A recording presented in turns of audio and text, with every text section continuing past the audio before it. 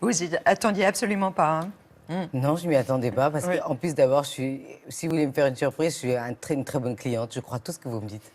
Un album qui est le deuxième, qui a été réalisé pour une partie au Sénégal, Ouais. à Dakar, puis une partie ici. Vous écrivez énormément. Ouais. Et en définitive, vous en gardez combien? 12? On garde que les meilleurs, enfin, que celles qui nous Mais semblent les comment meilleures. savoir? Oui, c'est ça que ce sont les Ah bah meilleurs. alors, généralement, ça se termine dans les larmes. Il y a mon producteur, Malik Ndiaye, qu'on appelle le gourou, et pas pour rien, parce qu'à la fin, c'est pas qu'il décide de tout, mais lui, c'est quand même l'oreille et le regard extérieur. Parce que c'est vrai que quand on est artiste, et même quand on est avec un autre musicien et qu'on écrit une chanson, on est trop investi. Alors des fois, on est sûr que la chanson, c'est une bonne chanson et on ne se trompe pas. Mais des fois, on est complètement à côté de la plaque et il faut une autre personne. Et cette autre personne, c'est lui. Donc du coup, c'est un concours entre les gens. On réfléchit et on appose les chansons avec les autres. Voilà. Quelle est celle qui est la plus personnelle dans cet album? Qui vous révèle le plus? Lately, peut-être. Pourquoi?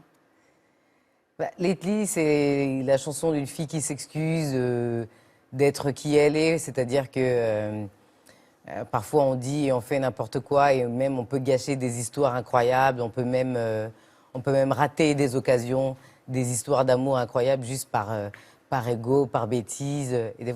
Et je pense que c'est la plus révélatrice de qui je Vous suis. pourriez comme ça me la chanter un peu, a cappella? Euh, I'm sorry, lately I haven't been myself. Oh, I'm sorry, lately I haven't been myself. Vous croyez, vous, au message dans les chansons? Ah oui, moi oui, oui, j'y crois au message. Je pense que c'est important. Ouais, j'y crois.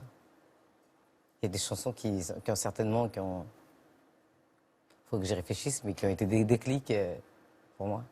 Celle que vous avez écrite aussi sur Mandela, vous lui rendez hommage. Pourquoi?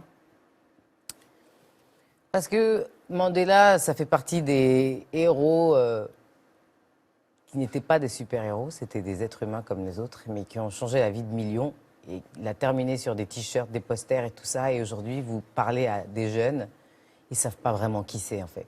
Ils savent que c'est le type sur le t-shirt. Et ça vous rend triste? Bah, ça me rend triste parce que je pense que, en plus je parle des jeunes, mais je pense qu'il y a même des adultes qui doivent vaguement savoir qui c'est, mais sans vraiment.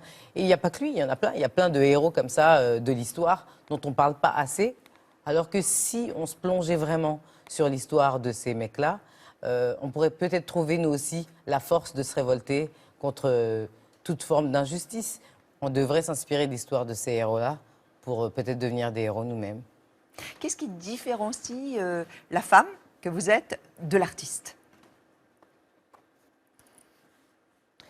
Bon, peut-être que la femme que je suis, elle est un peu moins en contrôle, elle est beaucoup plus bordélique, elle est oui, un peu moins en contrôle, un peu plus... je me lâche beaucoup plus, évidemment. Peut-être moins pudique, c'est vrai, que l'artiste. Alors,